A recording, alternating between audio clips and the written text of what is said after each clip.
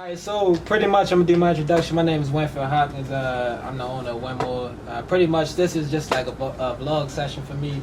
Just being able to spend time with going out, meeting people that I know, having conversations, being able to deliver gems that normally people just don't get. You know what I'm saying? We spend so much time just like scrolling on social media, Instagram and all that, that we just miss a quality conversation that from somebody that we'll probably want to hear from. You know what I'm saying? Smoking this interview? Yo, do your thing. Okay, boom. Lays that up. Yeah. Absolutely. We started off clean, you know what I'm saying? We made it this far without getting high, but we're gonna finish up through the blunt. So if you don't mind, you know what I'm saying, I got my good brother here. Appreciate you popping up and allowing me in your space, you know what I'm saying, if you want to do an introduction to yourself. Anytime, all the time, man. Kellz, also known as Kellz. You can find me on Facebook at Kelly Kellz Rucker, on Instagram at KellyKellz_100. And those are my main two ways to contact me and view my content. Right. So what do you do? And I have a TikTok. Yeah, TikTok. I have a TikTok now too. Kelly Kellz 100. Kelly Kellz Tattoos 100K, I believe. I'm still learning how to do what I do on it. What do you do on it? I don't be dancing on it, but I have been getting into creating more content as far as reels. I seen you doing some like story promo, right? Do you like doing that? Does that work at all for people or for you? Yeah, story promo. Me personally, I like to do story promo because in general, I love to share the wealth. I love to, promote and show other people, what people got going on, especially if, like if you fighting hard for your opportunity, I believe in you as much as you believe in yourself. Right. So I feel as though that's cool. And then me getting paid is definitely cool. Absolutely, right. You can't. So it's two wins. We all win. You know what I'm saying? Okay. Now, I'm about to say, do you feel like that's something that more people should do, or it don't even matter? Like that's. I think it's all about really if you can show some love and without taking too much from yourself. You feel me? I feel like that's cool. That's always good to do. So yeah, I feel like more people can do it, but the more people that do it, the more you water down something. So the more people that do it, it might take out the importance of it. Like okay, let me pay this platform or this person to use their audience to capitalize on what opportunities I may have. You know what I'm saying? See, then everybody started doing like an advertisement for when everybody do it. So I guess I feel that. So for me, right, I think I do a lot of what I do. I try to connect with people from Baltimore, connect with like our local peers because that's where I come from.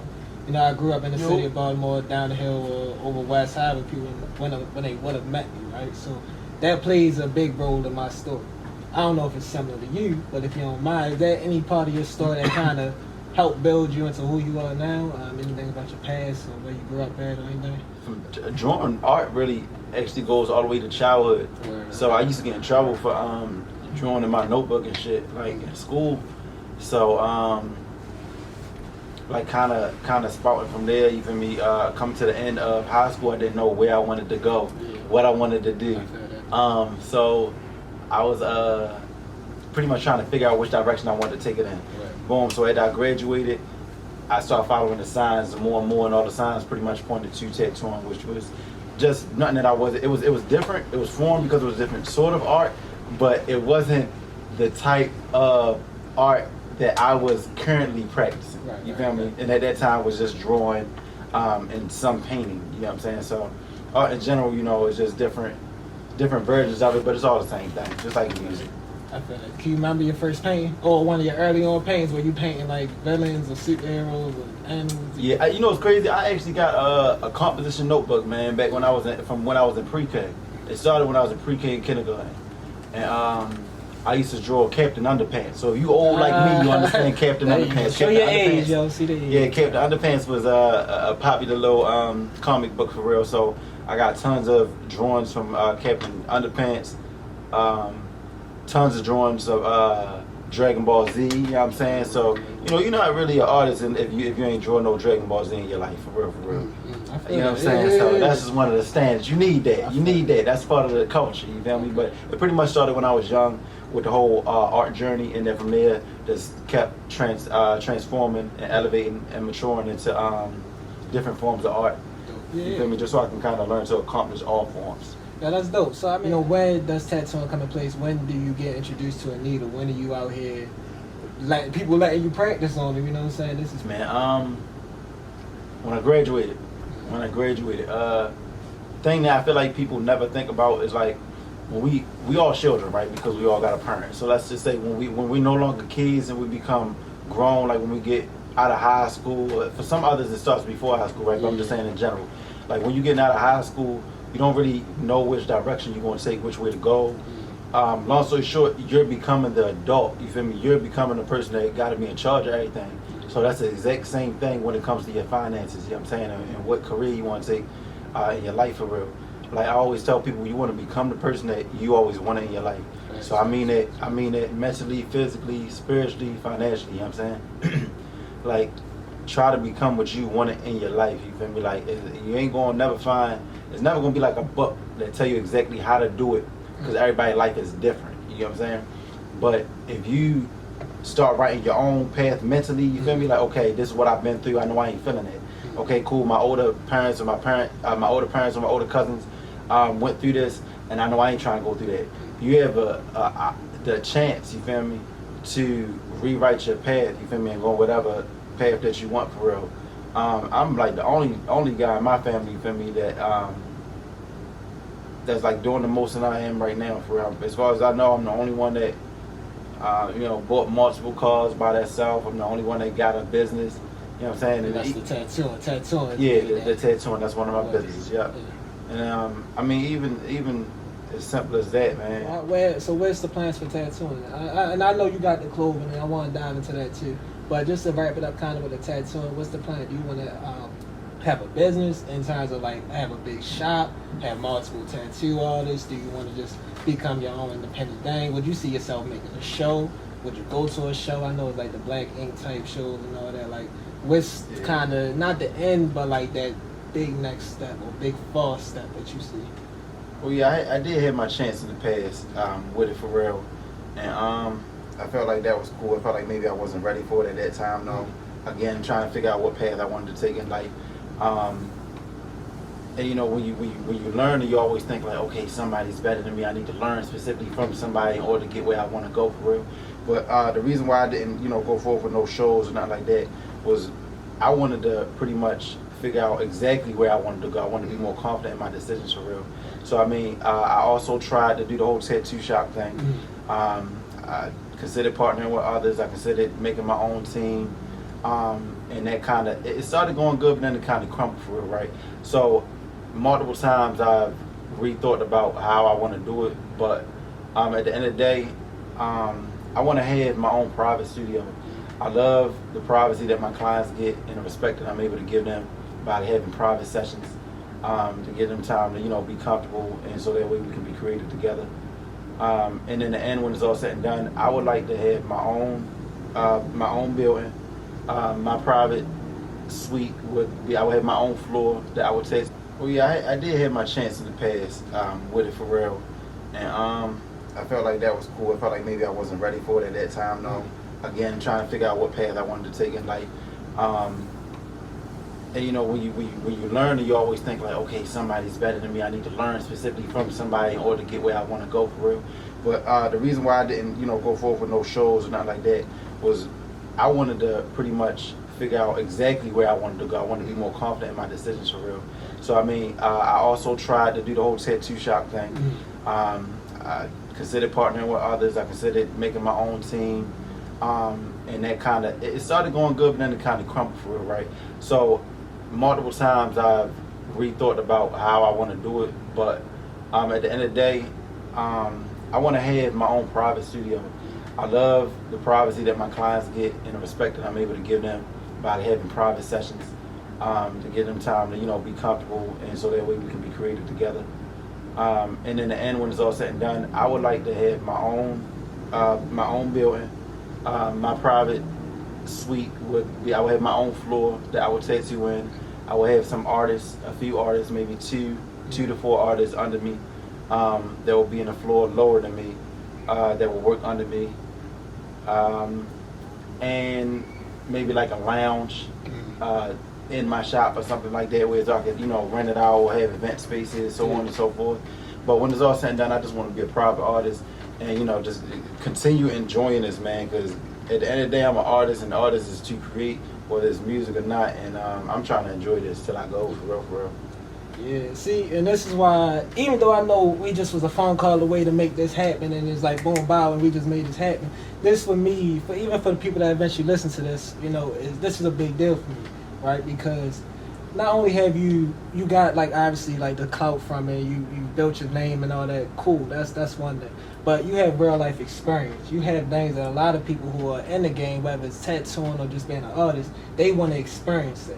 You know what I'm saying? They want to at least even have the thoughts like, damn, yo, yeah, it's like, yeah, I want to get a shot, but shit, I haven't even had a conversation with a person about a shot. You know what I'm saying? People like, man, I want to be on a show. You never even sat in front of a camera to know what that feel like. And that's not a knock on somebody, but it's the beauty of having the experience. Not just having a pretty story to talk about, but just to be able to go back in your own memory book and be like, shit, I remember how that meeting went. I wanna go over that you just reminded me of, right? One, the tattoo shop thing, right? Because I already saw people that went through it, right? I said, okay, I don't want to go down the same route. You feel me? So one of them I had to do with this. I'm gonna see if they talking that talk. Let's see if they gonna walk that walk, right? So I'm gonna see if they gonna sign a contract, because I already know that I've given you better promises, better benefits. You know what I'm saying? And you already say, okay, that's great benefits. So everything seemed like it's gonna go together. I need you to put that name on paper that vouches that this energy is gonna be real for the next 6 months at least minimum. You know what I'm saying? And it's still greatly beneficial to you. You feel me? But the thing that I notice is people don't be believing in that self. You feel me? So that's the first thing I wanted to say. Second thing I wanted to say real quick is people will only do as much as somebody else's perspective of them is. You know what I'm saying? If that makes sense for you feel me? Like if somebody's perspective of themselves is big, then they're gonna do big shit. You know what I'm saying? Like if they don't see themselves as somebody else having a greater perspective on them, then they just gonna ride with whatever it is. You know what I'm saying? Like what they say, if it's not a problem, don't fix it, right? If it's not broke, don't fix it, right? So a lot of people don't want to fix themselves because they think that they aren't broke. You know what I'm saying? But it's not even about being broke for real. It's about continuous self-improvement. You know what I'm saying? So if you think you never broke, then what's gonna happen? Gradually you're declining. You feel me? If you stabilize, and that's the same thing with money. Money ain't making no money, right? Then it's gradually declining. You feel me? So that's how I look at it for real. Nah, and I like that. Yeah, that's deep. That's deep. And one big thing that I want to play into that you was emphasizing on is, in order to grow, is you need the people around you to be willing to grow too. It's not so. It becomes a thing where it's like, I'm not even asking you to be a better version of yourself because I give a damn about you being better for yourself. I also need you to be better for us. You know what I'm saying? Better for the team. Better so that when I wake up, the team wake up feeling good. Because if we want to reach these next levels, the statistics of people getting to the next level is low as shit. Like, I'm at the point where I hear people listen to their dreams and I'm like, that's dope. But it is, like, you know what I'm saying? Like, chances of you making it happen, who knows how far that's going to go, because realistically, most people don't get there. But how do you get there is the motherfuckers that work with their team, that constantly grow, that constantly fuck up, but go back and just improve on shit. So, no, that's dope, man. That's dope. I ain't trying to jump off this. We can definitely come back to the conversation. But I do want to focus on, because, like I said, you have some experience, so you also got some experience in the clothing and the fashion. Can you tell us a little bit just about how that's been going, whatever that's so clothes actually kind of came. I always kind of wanted to do clothes. Clothes came into perspective because of tattooing. So tattoo shop thing. I tried the tattoo shop thing, and it just came to me one day. You feel me? I was doing a tattoo on the girl's chest, and she was in pain. She had that little face, that little ugly face that made me in pain, right? So she was looking at the face real, and then after the tattoo, I showed her the video and everything, and she was like, "Oh yeah, I'm about to go out. I'm da." And the metaphor gave me the metaphor of feeling like $1 million, right? And that made me feel. That made me think, oh, okay, she's feeling like she's of worth. She's feeling of value, right? And I started thinking of what do most people say they want to get when they first start off. Man, I want to make 6 figures a year, right? I want to make 100 racks, right? I want to make 100,000. So metaphorically, 100K is a metaphor for just having value and continuously adding value. So that's that was supposed to be my name for my tattoo shop, and from my tattoo shop, that that didn't work out. So I transferred that over, and I said to myself, okay, I'm not going to put my love and my trust into other people to build my own empire. That don't make sense to me. You know what I'm saying?